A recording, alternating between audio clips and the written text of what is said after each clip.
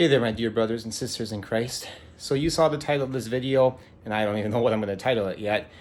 And if I'm shaking, that's because I just finished a workout, but I've been planning on doing this video for a long time, and I figured, well, might as well just get it done with, out of the way, because I keep thinking about doing it, and I should have picked a better time because I'm really shaky. All right, so you've seen the title. Just going to get right to it. So I am not saying, just want to be clear, I am not saying that I do have cancer, but that is what, let's just not beat around the bush. That is what we are essentially testing for next month. So here's the situation. Maybe I should set my phone down. Sorry guys, I didn't think it was going to be like this. I'm just like shaking. Bad time to do this. All right, here, it's set right up against my water bottle right there. All right, hopefully you can see me. All right, so for about, the reason why I'm making this video, by the way, is I'm just asking for prayer support. And if anyone has any advice on anything, whether it's health related or maybe somebody who has been through this trial in their life, and just maybe some encouragement, because there are some days where I just feel like, again, I'm not even sure what this problem is. I don't know what's going on. I just have heavy suspicions that's probably this thing. So just maybe encouragement, because there's some days when it's like I feel like I'm not going to get through this. And then there's other days, and there's some days too where it's like I just feel like even before I had suspicions, where I got really serious about this problem, where I just felt like, I don't think I'm going to be around much longer. Not to get all dark or anything, but you just get that that emboldening feeling, like you just know something. But then other days I'm pretty confident. So, it's just a feeling. You don't take feelings to the bank, so. All right, so here's the situation. About, 8 or 10 years ago, I started to notice an issue. Now, I feel weird getting into TMI stuff. This might be a little disgusting to some people. I don't know. I just feel weird talking about this on Parade the Gospel YouTube channel. Maybe it's something I should say for my other health-related YouTube channel, which I still have to do stuff with that. But because health is a passion of mine. You can see let me just check this out. I just bought this bad boy a few months ago. I love lifting weights. I love biking. You guys know I do like 100-mile bike rides and stuff. I just bought this power rack, I think is what you call it. And got 300 pounds of weight. First time I ever got a barbell. Otherwise I just had a bunch of dumbbells. I got more dumbbells than this in various places, but I'm doing this workout program called MAPS Anabolic.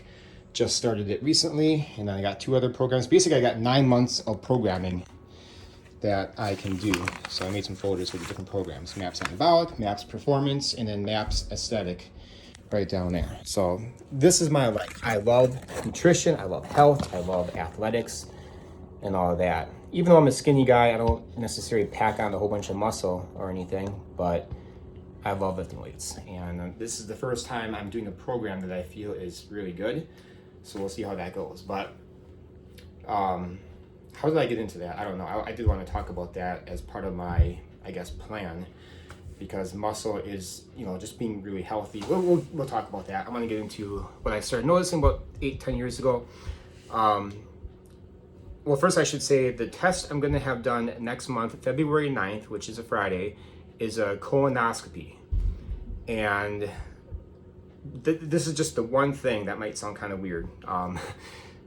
So about 8-10 years ago, give or take, I don't remember, I started noticing narrowing of the stools, okay? And that's it. That's the only weird thing I feel off talking about.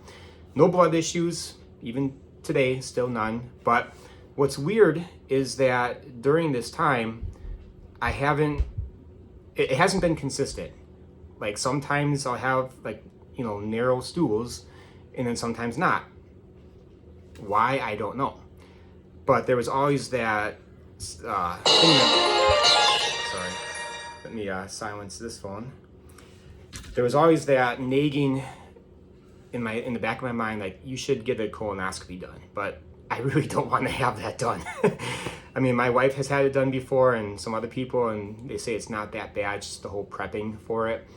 But for you guys that know me, I have a phobia. Might sound stupid, when it comes to like throwing up and feeling nauseous and things like that. That's a whole thing I can talk about in another video maybe, and I don't mind talking about it, but it's something I've had to deal with basically my whole life. That probably just comes along with my anxiety, like social anxiety, talking with people and stuff like that. But I haven't thrown up in 14 years, believe it or not. A couple days ago that almost changed, but that's a whole other story.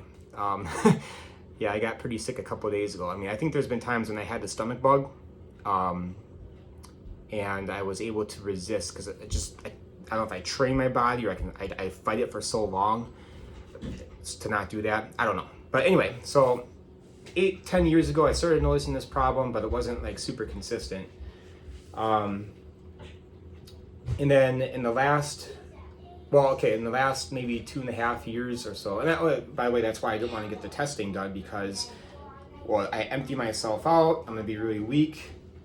Hey Daddy, can I have a snack? Not yet, because we're gonna be having dinner pretty quick. I'm just so like, in the past I was so worried about like, well, how's that gonna make me feel? I had a bad experience in 2009 where they put a scope down in my belly. I was having some issues. They didn't find anything, and it just resolved on its own. It's just a bad experience, and I was just so worried about something like that happening again, where what if it would make me sick? I know, stupid, right? You know, life and death situation, or, you know, maybe probably not eating, because people don't even experience that problem, like getting nauseous and throwing up. But some people, you know, for me anyway, I have that fear. So that's why I kind of put it off, and just the idea of, you know, being put out, I just don't like that. And worrying about what they find. So I just thought, oh, maybe if I just eat better, it'll resolve on its own. I don't know, but not consistent until maybe a couple years ago, in about April 2001, or excuse me, 2021, I started noticing some pain on my left lower abdomen, kind of like right here. My belly button's right here, and it's like right here. And I thought, because I started going to the gym just for a couple months around that time, that I was really aggressively going at it with some ab exercise machines. So I thought, and I wasn't sure, did I have the pain when I started going to the gym, or maybe it was even before that. I think it might have been before that. Maybe I was just trying to convince myself, oh, it's probably just the ab machines, don't worry about it. But I started having this pain there, and I can force it. Like, it's 100% pain. Like, I feel it all the time for the most part. If I press on it just right, I feel it. It feels more surfacey than inside, I think. I don't know, but so I have this pain, okay? Sometime later, I don't remember if it was later that year or the next year after that, I had a CT scan done. They injected me with whatever nuclear medicine and got a scan done, and they didn't find anything. So, that's weird. How would you not find anything? Okay, maybe it's just something I'll have to live with for the rest of my life. It's not a terrible pain. Some days are worse than others, I think. It's not too bad. Maybe it's some kind of micro tear that they couldn't capture. I don't know. They never gave me answers. They just called me up on the phone and said, oh, this is what we found. Nothing. Oh, and by the way, you have a fat-containing umbilical hernia. And I look it up, and I'm like, no. And I go back to the doctor sometime later and ask about that, and they check me over. I'm like, you don't have that. How did my test reveal that? And like, there's no evidence of it. And that's like your belly button area. The pain is way out somewhere else. I don't know. So really weird. Anyway, so in the last year, 2 years or so, my wife is just getting back now, I think the narrowing problem has been getting worse, or at least more consistent. And it's pretty narrow. Like, they say if it's like, maybe it's just stupid, but, you know, like pencil size. Yeah, sometimes. Okay, enough of the gross stuff. But I just want to be, you know, face to face with you and explain everything that's been going on. So, and again, it's not consistent. Sometimes not. I don't know. Like, something is obstructing things, you know. But I'm putting all this stuff together. And my lower back has been hurting a lot too. Like, constant pain. I walk all day, work for the United States Postal Service. Maybe that has something to do with it. Lifting weights, I don't know, but it just never goes away. And I think it's related. If I activate pain in either spot, I think I feel it in the other. So did some research, and colon cancer, if it is that, it can press up on like different nerves in like your spinal area. So I don't know. And then I think the pain is starting to migrate on the other side, which is concerning. So, and even when it's not like super narrow, it's still not necessarily normal for the most part. So yeah, that's where I'm at. And I put it off for so long. It's been a concern for a while, especially the past couple of years, but just putting the pain. And then the really concerning part too is that because I've been putting it off so long. Now, colon cancer is a very slow growing cancer. So maybe if it is that, I let it go for so long. Now, it doesn't run in the family as far as I know, but put it off for so long. Now it's growing, and that's why I have the pain, and possibly even spreading over on this side now and my back.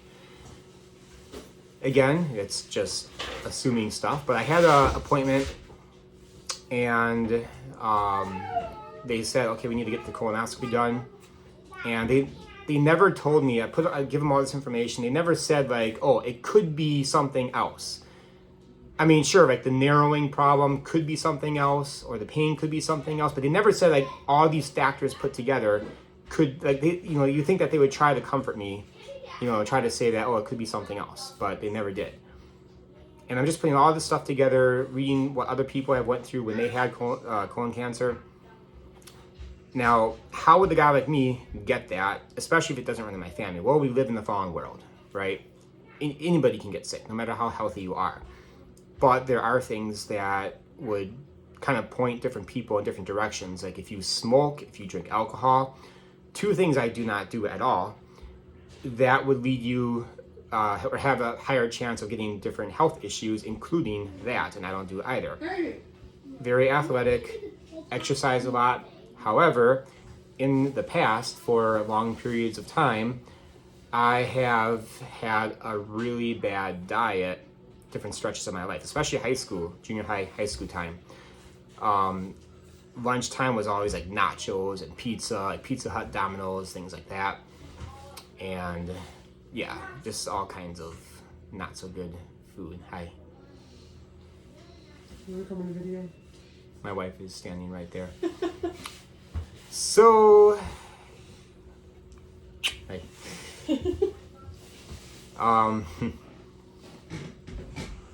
Yeah, lack of sleep is another thing. My entire life is defined by not getting enough sleep. And it's not because I can't sleep, it's just because I put it off. I am lazy when it comes to getting sleep. So there's that. What's the other thing? And stress. My job, my job, stress and bad eating go hand in hand, especially when before I did not have my route right next to my house. I've been working there for 14 years now. Just in the last 2 years, I got a route just right around the corner from my house. And in fact, a couple weeks, I'm going to gain this part of this area of Two Rivers, and I'll have my route, or I have my house on my route adjustments. First time we've been doing it in like 14 years. But I had this job for 14 years, and a lot of that was going to the gas station, getting gas station food or other unhealthy things. So there's that. And then the stress, just awesome amounts of stress. I know that's a contradiction in words there, but incredible amount of stress, and lack of sleep.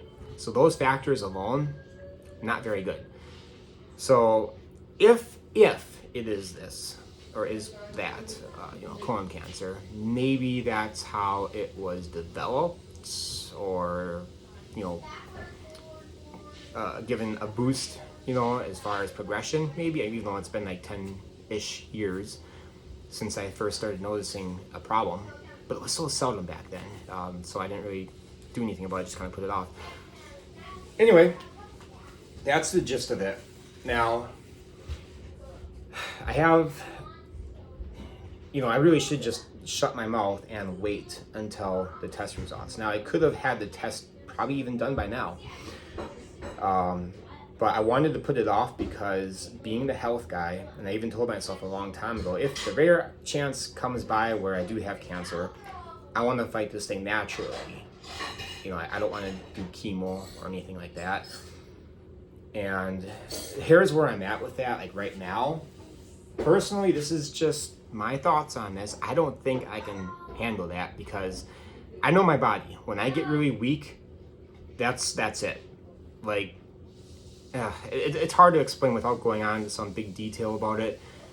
But like, if I don't eat enough food, I get really weak. My body is just done. Like it shuts down. I can't do anything. If I'm on chemo and I can't eat and I have the nauseousness and with the stress and nervousness and anxiety with that, with the throwing up stuff, that's the end game right there. Like there's no way I can, survive that, I think, in my opinion. Who knows? But just reading what other people went through, somebody else I work with has had this issue and it was pretty bad for him. So there are other options like immunotherapy, which I'm kind of looking into. I would rather do something like that. I don't know, like, do they give you the option? I don't know. It's kind of it sounds like a newer thing. There's different types of immunotherapies. And I kind of wonder, like, well, if you have a super healthy diet, does that enhance the, how well immunotherapy works? So just all these different questions I have, what I'm looking into, just getting prepared for the worst. But the other thing that I've been trying to do is get my body in the best health position possible, just in case. So, I'm big into health, right? I've been doing different things, taking different supplements, eating different foods. Sleep, I'm still kind of working on that. Working out's always been a staple of my life, but there's a whole thing with that too. This probably would be better suited for my other YouTube channel where I talk about health and stuff. But I know that, like, in general, people who have more lean muscle mass, skeletal muscle tissue, healthy muscle, there's a difference between healthy muscle and not healthy muscle, and body fat and all that stuff. And I've never been obese or anything like that. I do got some chubs right here I want to get rid of, but not very much. I'm 5'8", and I weigh 178-ish, somewhere around there. Hey, when I started working for the post office, I was 130. Like 135, I went down like 130, 131 was my lowest point as an adult. And I felt good. I'm a smaller guy. I actually like being on the small side. I don't want to be like huge and like too muscular or anything like that. But my theory on that is that cancer, you know how like when you get cancer, they find it on you, they have to do a PET scan. And the way they do that is they inject you with some kind of like sugar, I think, or glucose, where they can scan your body. It must be like some nuclear medicine glucose thing. Scan your body, and then because cancer, it sucks up glucose like a lot. It feeds on sugar basically. That's why some natural people, they'll say like, well, you have to starve the cancer, don't eat sugar. So my theory on why this is, and I listen to different people talk about muscle, bodybuilding, stuff like that, and like they'll find statistically people who have more healthy muscle mass get cancer less. Now they might have other issues if they're taking like steroids and stuff like that, if they're on that far end of the spectrum when it comes to that bodybuilding stuff. But cancer tends to be a lot less. Now, of course, that could be a correlation, because they're having a healthier lifestyle, but I think there's more to it than that. And maybe there's a study on that, I don't know, but because muscle also takes in glucose, and that's one reason why you want to have more muscle, to build up your metabolism. That's a whole other thing I could talk about. But it takes up that sugar, so then cancer would be less likely to get that sugar. Does that make sense? That's my theory anyway. I haven't had it explained to me that way, but that is just my theory. So, and I love working out, and obviously has a whole bunch of health benefits. Cancer or not, I'm still going to do it anyway. This was already planned a long time ago. So, but the big part is, changing my lifestyle habits, trying to get stress down, sleep better. But as far as diet, that's probably the biggest thing that I can do. Now, I'm not necessarily expecting a cure. Everyone's different. You can go on like some ultra super healthy juicing diet. I do have a juicer. I have some issues. I had to get a new part. It's expensive just to replace this one little thing to not make it leak anymore. And juice like carrots and stuff. But as far as diet, I want to talk to you guys about that. And the reason why is because I know a lot of Christians like myself, we like to talk about natural health. Because we recognize that God has put different things in the foods that we eat and stuff for our bodies. Now, we live in the fallen world, so you know, nothing is a cure-all. There's no guarantee for anything, but there is that complementary like relationship between the food that we eat and how our bodies work and all that good stuff. So anyway, let me just talk to you about that. So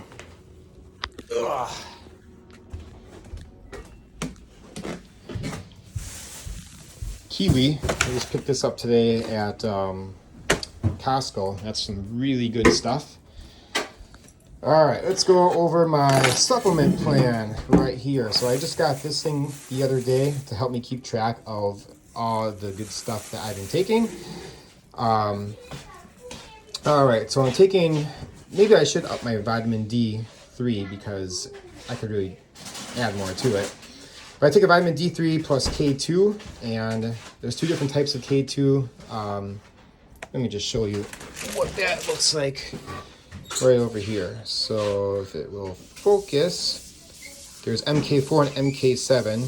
So that's not necessarily that high amount of vitamin D. I could probably take more, like just the vitamin D on its own. And plus that, I take 3 or 4 of these things called premium insurance caps. I talked about this before, but this is a supplement company, Hammer Nutrition. I've been acquainted with for about 20 years or more. It's mostly for endurance athletes, you know, me being big into biking and stuff. So this is just your daily multivitamin, multi-mineral. You take 7 capsules to get the full dosage. I only take 3 or 4 just because I'm, you know, trying to eat healthy, and I get a lot of my nutrition from that. And you can see all the goodies that are in there if you pause it. So 2 turmerics. Get that from Costco. Just picked this up the other day. That is a very anti-cancer thing. So yeah, 1,000 milligrams. That's 2 capsules. Something I just found out about recently is called 6-Shogao, if I'm pronouncing it right. That is a compound from ginger. So this stuff right here. So one thing I find fascinating is that a lot of stuff in the foods that we eat are activated by like the chewing or being exposed to air. So for example, ginger, when it's heated or dried, this compound is created. It's actually 6- and then that word there. I think it talks about it a little bit right here, but you can look it up. Now supposedly I read that it's like 10,000 times more powerful than chemotherapy to cancer, but you got to take everything you read with a grain of salt. But there might still be some truth to it. And is that in vitro, or, you know, it's not necessarily the same for inside the body. So anyway, taking 2 of those a day. Let's see. So then I heard a long time ago about this thing called soursop, which is like an exotic fruit of sorts. Like you might find it in exotic areas or whatever. But it's called graviola or soursop, and got that right here. You can get it in tea form and make tea out of it. But yeah, these are from the leaves. So I take just 3 of those a day. And then mushrooms. Now these are very anti-cancer. And I heard that this is like super good for like being anti-cancer. So 2 different types of supplements involving mushroom. And that is right here. So we got turkey tail. Oh, not that one. This one right here. I get it from this company called Real Mushrooms. You want to get, if you get any kind of mushroom supplement, you want to make sure you're getting the fruiting body, it's called, I think, or budding, no, fruiting body. So it's like the top part of the mushroom, not the roots. That's very important, like super important. And these guys actually give you what you need. So a lot of good testimonies I've read from people who actually have had cancer and they take stuff like this. And this one is kind of the same. It's got 5 different mushrooms in it, including more turkey tail and then some other ones. Now in another country, I think it's Japan, they actually prescribe mushroom extract if you are undergoing things like chemotherapy because you have a much better chance of survival. It boosts your immune system. So that is pretty much it for supplements. There might be a couple of other things I'm trying to get rid of. I have a natural sleeping aid that sometimes I'll take, or I have a, we don't order these anymore, but it's called Seed Probiotics. And, I thought maybe I'd have some up here somewhere. For my wife's, and I got some A3 right here. Right here. This is a very good probiotic. Well, the front part that's missing, but yeah, so lots of good stuff in there. Take that. I take that at nighttime on an empty stomach sometimes. We're just trying to get rid of what we have left. So, yeah, for what it's worth. Now, as far as what I eat, there's also, speaking of different compounds are created by chewing or whatever, garlic is very anti-cancer, and I love garlic. Like, I love it, like you guys wouldn't believe. So, like, I'll literally eat an entire clove in one sitting. I did that a couple times last week, actually. That's how much I love it. And very powerful anti-cancer compounds in garlic. There's something, I think it's called alanine, but when you chop it and let it sit and expose to the air for about 10-15 minutes, it turns into something called allicin. Very powerful anti-cancer agent. Now, it might get destroyed in your digestive system, like in your stomach, maybe, but there's still compounds in garlic that are really healthy, and a lot of people have had success stories, I guess, from that. So still, whatever, I'll chop it up and let it sit for a little while or crush it. And then also another thing, broccoli sprouts. I'll show you guys that. This is just something I heard about recently. So in broccoli sprouts, you have something called sulforaphane right there. That's how you spell it. And I get this from Festival here in Manitowoc, I'm in Two Rivers, but Manitowoc's right next door. What was that? What you doing? I think that was a magnet. We have a magnet. Drop something. Right here. Probably just the corn. No. Oh. Magnet. That's funny. So that magnet is from Living Waters. They used to have, for a short time, they sold this little box, and you have like this long pointer thing, and you have the person point to, are you a good person, yes or no? Or I think that's what it was, but there's like this super powerful magnet inside, and that's what that is. The thing broke, the box part, so we just kept the magnet. And they're supposed to, are you a good person? They point to yes, but the magnet makes them point to no. Like you can't actually hit the yes part. So it's kind of a fun little thing. All right, so sulforaphane. It's not, okay, broccoli sprouts has the most sulforaphane than anything else. You might find it in your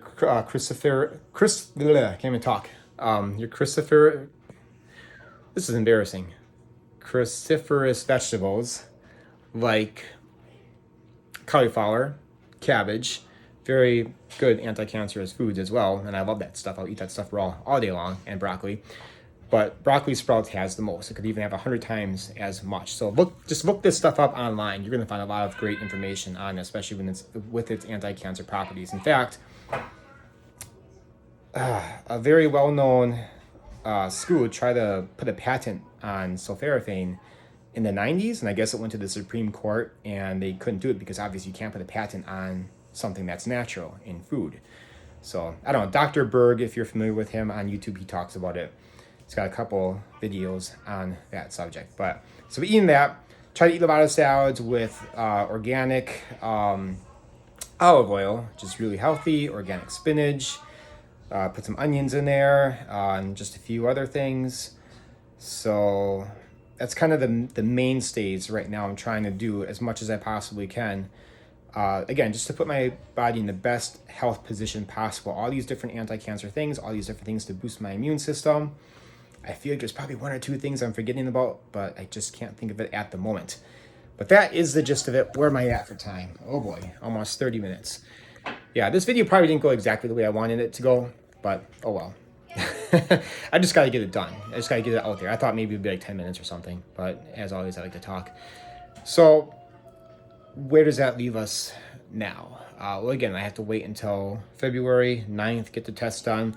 I do have off that Friday, Saturday, and Sunday, so I can rest up. Hopefully, the whole thing will be fine. But my biggest thing is I'm just trying to survive for my family. Like, that's the biggest thing for me, because my dad passed away when he was, or when I was 28. I was going to go up in the bedroom, but I think somebody's in there. He passed away I was 28, and that was hard enough on me. And the biggest thing that I had a hard time with was he's not going to be there for my kids. In fact, I just watched yesterday, I showed my kids this. I forgot that was even out there, but my friend Brad Dassey, he made like a memorial video for him to play at the funeral, and it's really well done. If you want to look it up, you can. It's Remembering Wayne Siebold. Siebold, Siebold. Just look it up on YouTube, you'll find it. Just looked at it yesterday, showed the family that.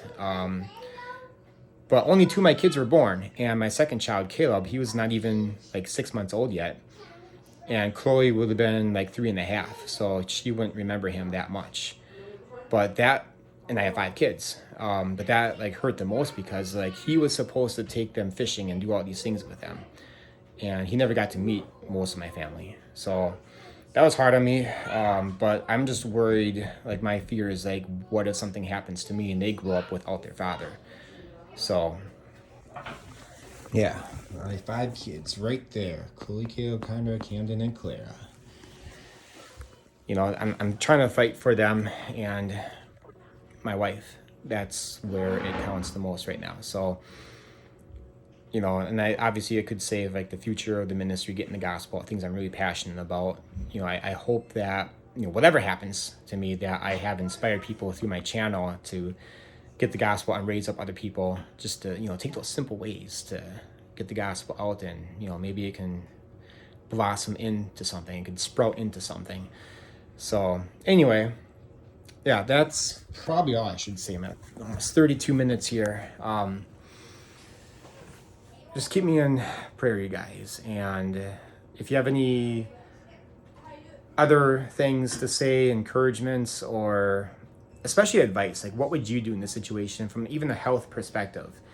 Is there something I'm missing that I could possibly do? I'm sure, again, there's probably a couple of other things that I just, you know, I'm trying to do things on the fly. That's why I'm saying a lot, and, you know, I'm trying to gather up the information. Like, even though I'm talking about something I'm very well versed on, like supplements and stuff like that, I'm like, oh man, it sounds like I just learned this yesterday. No, this stuff I've known for a long time, some of it at least, and research a lot on, but it's hard to communicate that on the fly. But I just want to make this video, just get it done with. We got to get this out.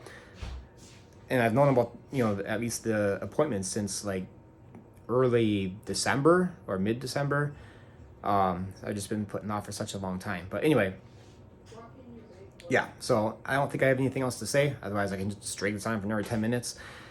Yeah, any thoughts, anything, I'll take any advice.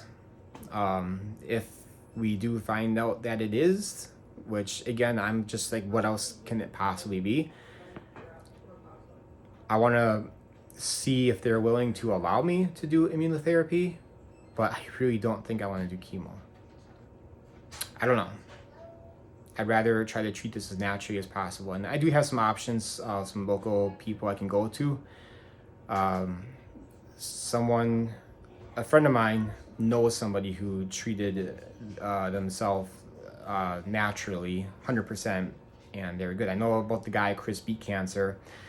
He wrote a book and all that stuff. He had colon cancer. He did have the surgery. So I guess I'll be okay with maybe getting the surgery. And, you know, I guess a lot of this depends too, like how much did it spread? I mean, I waited for probably 10 years since I first noticed problems. And that's about how long it can take to, you know, really get bad. And a lot of people are getting this younger and younger. I'm 39. A lot of people have been getting it in their 30s lately because, you know, it's our diet. It's, yeah, not a good thing, the way that we live in our culture. So anything else? If there's anything else, I'll just put it in the comments down below. But that's where I'm at right now. I just wanted to get this video out and have you guys aware. I did have off yesterday and today. And in the meantime, I've been kind of working on some things I've been putting off for a long time, gospel-wise, evangelism-wise. I wanted to start working on this Gospel of John tract or booklet, and I've been finally sitting down to work on that. So that's been an idea for at least a year, but much longer than that, actually. And some other things. Maybe I can get some more of those 1-minute videos out that I started last year. I only have like 4 of them out, I think. 100+ ways to use gospel tracts. I wanted to do those videos, like actually showing you as I talk about it, but I don't think I can do that with all of them in a reasonable amount of time. So I can just talk about some of them. I think a couple of those videos I did that, but maybe a lot more than what I thought. But just instead of showing you as often as I can, or I'll try to show you as I'm talking about it, but it would just have to be talking about it. So yeah, anyway. And it'll be 1 minute or less, I promise, because they are intended to be YouTube shorts to get more believers' attention to get the gospel out. No one's going to click on a 30+ minute video. So this video is probably just for you guys who know me a little bit more than just a casual person. So thank you for taking the time though and listening to this. And yeah, nothing else to say right now. So God bless. We'll talk to you later. And thank you, by the way, for everything, the prayers, and even just the prayers. That's fine. So thank you guys.